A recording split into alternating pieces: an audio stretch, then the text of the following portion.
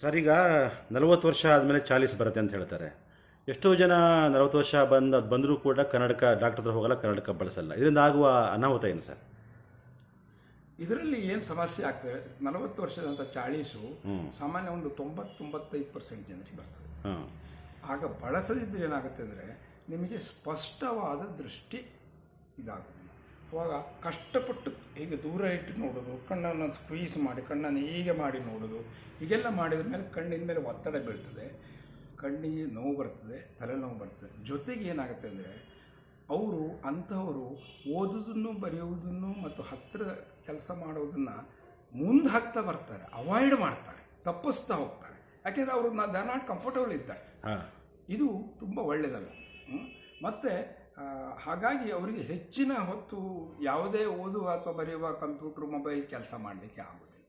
ಹೌದು, ಇದು ಒಂದು ದೊಡ್ಡ ಲಿಮಿಟೇಷನ್ ಆಗ್ತದೆ. ಈಗ ನಿಮಗೆ ಒಂದು ಸಣ್ಣ ಉದಾಹರಣೆ ಹೇಳ್ತೀನಿ ಕೇಳಿ. ಈ ಹಾಲ್ನಲ್ಲಿ ನಾನು 2 ಲೈಟ್ ಹಾಕಿದ್ದೇನೆ. ಈ 2 ಲೈಟ್ ಆಫ್ ಮಾಡಿದರೆ ನನಗೆ ನಿಮಗೆ ಕಾಣುತ್ತದೆ. ಆದರೆ ಲೈಟ್ ಹಾಕಿದಾಗ ಕಾಣುವ ಒಂದು ವ್ಯವಸ್ಥೆಗೂ ಲೈಟ್ ಆಫ್ ಮಾಡಿದ ಇರುವಾಗ ಆಗಿನ ವ್ಯವಸ್ಥೆಗೂ ವ್ಯತ್ಯಾಸ ಇದೆ. ಸ್ಪಷ್ಟತೆ ಇರೋದು, ಸ್ಪಷ್ಟತೆ ಇಲ್ಲದ ದೃಷ್ಟಿಗೂ ಸ್ಪಷ್ಟ ಇರುವ ದೃಷ್ಟಿಗೂ ತುಂಬ ವ್ಯತ್ಯಾಸ ಇದೆ. ಸ್ಪಷ್ಟ ಇರುವ ದೃಷ್ಟಿ ಅವಾಗ ಏನಾಗ್ತದೆ, ಕಣ್ಣು ಆಟೋಮ್ಯಾಟಿಕ್ ತನ್ನ ಕೆಲಸ ಮಾಡ್ತಾ ಹೋಗುತ್ತೆ, ಮೆದುಳು ಆ್ಯಕ್ಟಿವ್ ಆಗುತ್ತೆ. ಹೌದು. ಮಕ್ಕಳಿಗೆ ಮಕ್ಕಳಿಗೆ ಇದು ಉದಾಹರಣೆ ಹೇಳ್ತೇನೆ. ಮಕ್ಕಳಿಗೆ ನೀವು ಕರ್ನಾಟಕದ ಪ್ರಾಬ್ಲಮ್ ಇದ್ದಾಗ ಸೂಕ್ತ ವಯಸ್ಸಿನಲ್ಲಿ ಚೆಕ್ ಮಾಡಿ ಮಕ್ಕಳಿಗೆ ಇದು ಕೊಡೋದಿದ್ರೆ ಅವರ ಕಣ್ಣು ವೀಕ್ ಆಗೋದಲ್ಲದೆ ಮೆದುಳು ವೀಕ್ ಆಗ್ತದೆ. ಮೆದುಳು ವೀಕ್ ಆಗೋದ್ರೆ ದಡ್ಡರಾಗ್ತಾರೆ. ಹೌದು. ನಾನು ನೋಡಿದ್ದೇನೆ, ಒಂದು 70-80-90% ತಗೊಳ್ಳುವ ಮಗು ಕಣ್ಣಿನ ಪ್ರಾಬ್ಲಮ್ಮಿಂದ 90ರಿಂದ 70% ಬರುತ್ತೆ, 70ರಿಂದ 60 ಬರುತ್ತೆ, ಮುಂದಿನ ವರ್ಷ 50ಕ್ಕೆ ಬರುತ್ತೆ. ಯಾಕೆ ಅಂತಲೇ ತಂದೆ ತಾಯಿ ಗೊತ್ತಾಗೋದಿಲ್ಲ, ಮಾಸ್ಟ್ರಿಗೆ ಗೊತ್ತಾಗೋದಿಲ್ಲ.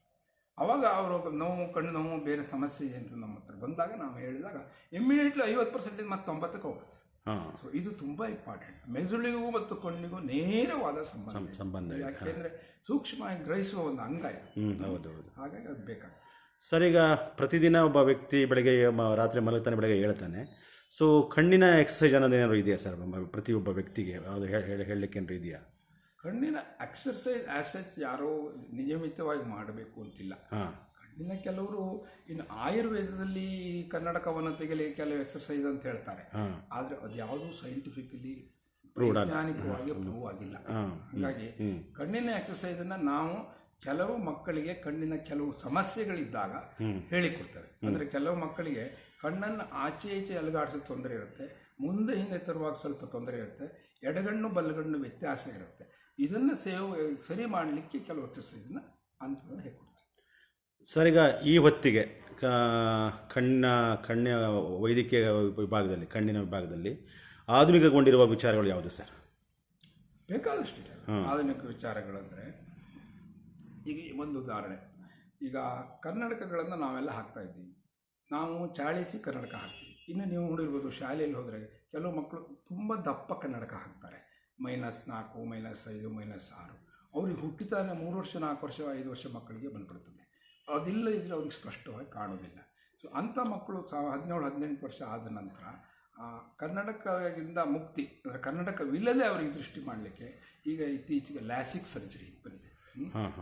ಕಣ್ಣಿನ ಕಪ್ಪುಗುಡ್ಡೆ ಮೇಲೆ ಒಂದು ಸಣ್ಣ ಲೇಸರ್ನ ಹಾಯಿಸಿ ಕನ್ನಡಕ ಇಲ್ಲದ ವ್ಯವಸ್ಥೆ ಇರುವ ಹಾಗೆ ಮಾಡಿ ಅದೊಂದು ಆಪರೇಷನ್ ಮಾಡ್ತಾರೆ. ಶಿವಮೊಗ್ಗದಲ್ಲೂ ಮಾಡ್ತಾರೆ, ಶಂಕರಯ್ಯ ಹಾಸ್ಪಿಟಲ್ ಮಾಡ್ತಾರೆ. ಮೊದಲೆಲ್ಲ ತುಂಬ ಕಾಸ್ಟ್ಲಿ ಇತ್ತು, ಈಗ ಒಂದು 15,000ಕ್ಕೆ ಅವೈಲೇಬಲ್ ಇದೆ, ಮಾಡಿಸ್ಬೋದು. ಸೊ ಅದು ಒಂದು ಆಧುನಿಕ ಇದು ಆವಿಷ್ಕಾರ. ಇನ್ನು ಕೆಲವು ಡಯಾಬಿಟಿಸ್ನಿಂದ ಕಣ್ಣು ತುಂಬ ಹಾಳಾಗುತ್ತೆ. ಡಯಾಬಿಟಿಸ್ಗೂ ಕಣ್ಣಿಗೂ ತುಂಬ ಸಂಬಂಧ ಇದೆ. ಅದು ಹಾಳಾದಾಗ ಅದಕ್ಕೆ ಕೆಲವೊಂದು ಸಣ್ಣ ಒಳ್ಳೆ ಆಪರೇಷನ್ಗಳು ಬಂದಿದ್ದಾವೆ. ಜೊತೆಗೆ ಕಣ್ಣಿಗೆ ಕೊಡುವ ಇಂಜೆಕ್ಷನ್ಗಳು ಬಂದಿದ್ದಾವೆ ಇತ್ತೀಚೆಗೆ ಕಳೆದ 2-3 ವರ್ಷದಲ್ಲಿ. ಅದು ಡಾಕ್ಟರ್ ತಮ್ಮ ಕ್ಲಿನಿಕ್ನಲ್ಲೇ ಮಾಡ್ಬೋದು, ಆಪರೇಷನ್ ಅಲ್ಲ. ಕ್ಲಿನಿಕ್ನಲ್ಲೇ ಸೂಕ್ತವಾಗಿ ಟ್ರೈನಿಂಗ್ ಡಾಕ್ಟ್ರು ಶಿವಮೊಗ್ಗದಲ್ಲಿ ಎಲ್ಲರೂ ಮಾಡ್ತಾರೆ. ನಾನು ಮೊದಲು ಮಾಡ್ತಿದ್ದೆ, ಇಲ್ಲಿ ನಮ್ಮ ವ್ಯವಸ್ಥೆ ಸರಿ ಇಲ್ಲ, ಮಾಡ್ತಾರೆ, ಯಾರೂ ಮಾಡ್ಬೋದು.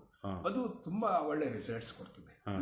ಅದು ಒಂದು 5-6 ಒಂದು ವಾರಕ್ಕೊಂದು ಹಾಗೆ ಅಥವಾ ಕೆಲಸ ವಾರಕ್ಕೆ 2 ಹಾಗೆ ಆ ಇಂಜೆಕ್ಷನ್ ಕೊಟ್ಟು ಡಯಾಬಿಟಿಸಿಂದ ಹಾಳಾದ ಕಣ್ಣನ್ನು ತುಂಬ ರಿಪೇರಿ ಮಾಡ್ಬೋದು.